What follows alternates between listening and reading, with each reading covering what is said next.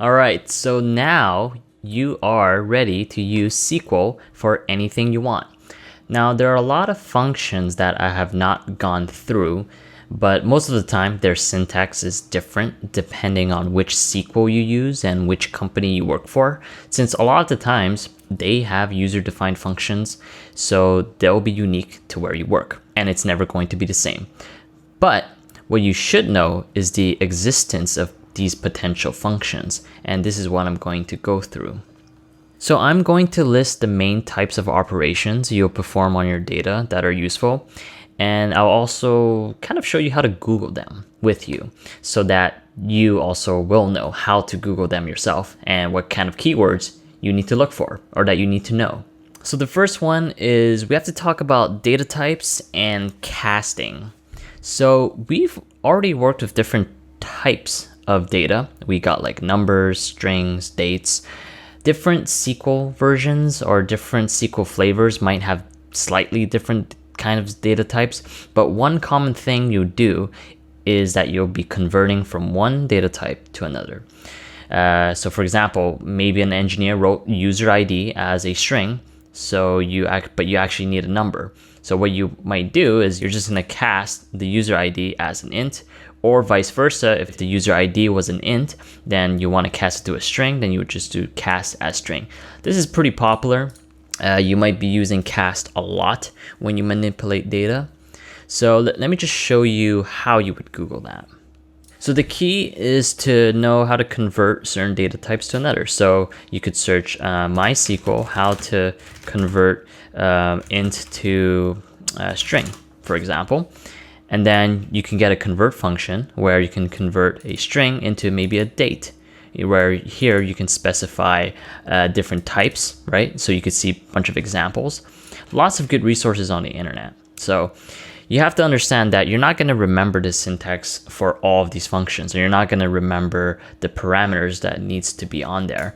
But once you've had enough experience, once you've written enough SQL code, you'll realize that no matter where you write SQL, it's always going to be kind of similar.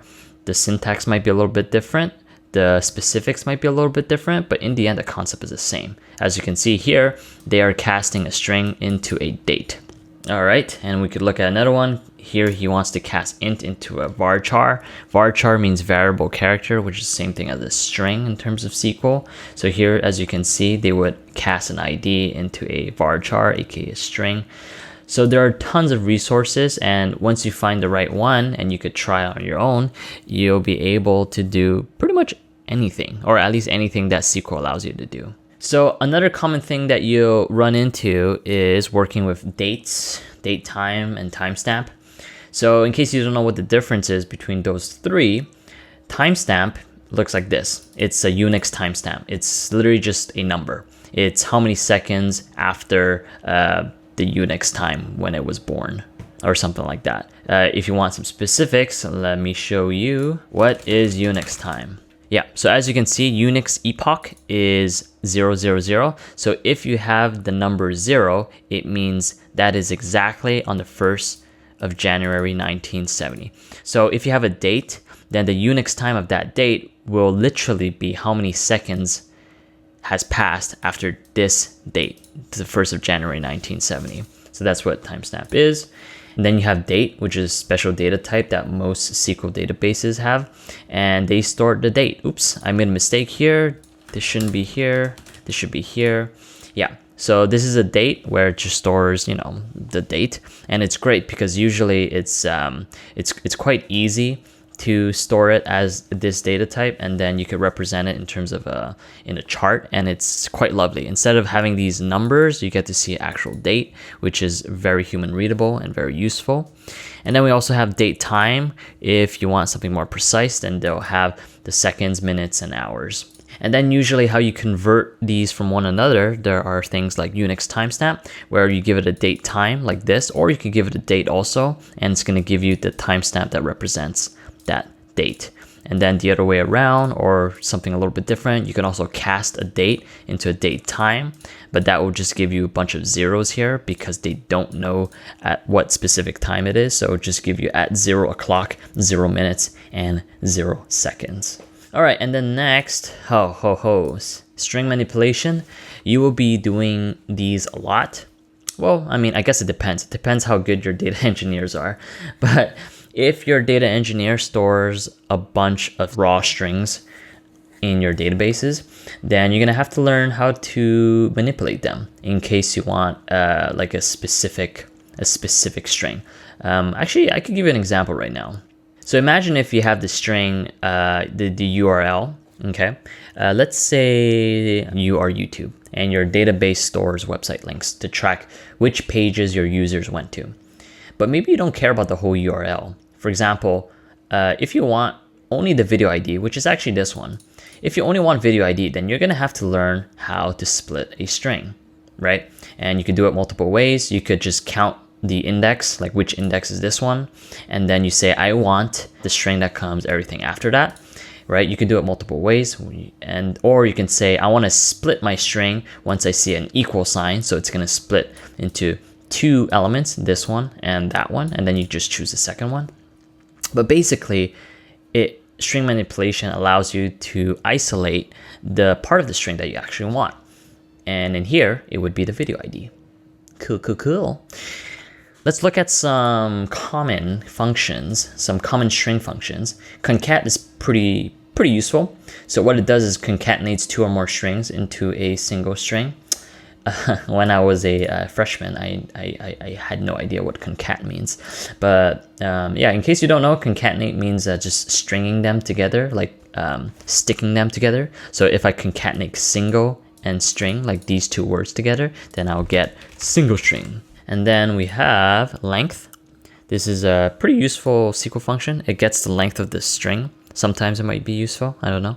And then you have substring. That's pretty important too. It extracts the substring starting from a position with a specific length. Usually you give it a position, an index, and then you also give it another number which tells you the length. Like for example, if I had the string extract and I want to only get the word racked, then I would input substring 0, 1, 2, 3, 3 for the index, and then 1, 2, 3, 4, 4 for the length, and then I will get racked as my substring. And then we also have trim. This is pretty useful if you have just a bunch of white spaces that you don't want or unwanted characters from your values. Then lastly, we got lower, which just converts the string to lowercase. And then there's also upper, which converts a string to uppercase. So those are all pretty useful string manipulation. There's many others, but you can just Google them. And then usually you have to do a combination of each of them to get what you want.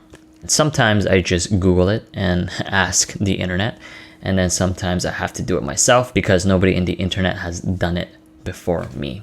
All right, so these are pretty common, but feel free to not memorize them, but just know the existence of them or what you can do with them. And that is pretty much it, because I think now you're ready to tackle 99% of your SQL queries. And then if ever you're missing that 1%, you can just, either ask your peers, ask the person who manages the database, or just Google it. So now that you know that, I want to show you something that's pretty fun. There is a website called SQL Murder Mystery. As you can see, this is the link to it. And this is quite fun. It's pretty simple. It's an easy task, but I do want you guys to try it. You should be able to do it if you know how to use joins, filters like where statements, like statements, string manipulation statements, and yeah, simple joins. Actually, that's pretty much it. That's all you need to know, and you could complete this. So what this is apparently there was a crime that has been taken place, and a detective needs your help.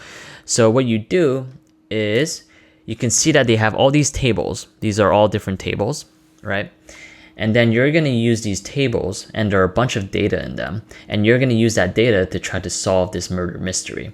So for example, they said that they knew that the murder has occurred sometimes in January 15, 2018, and it took place in SQL City.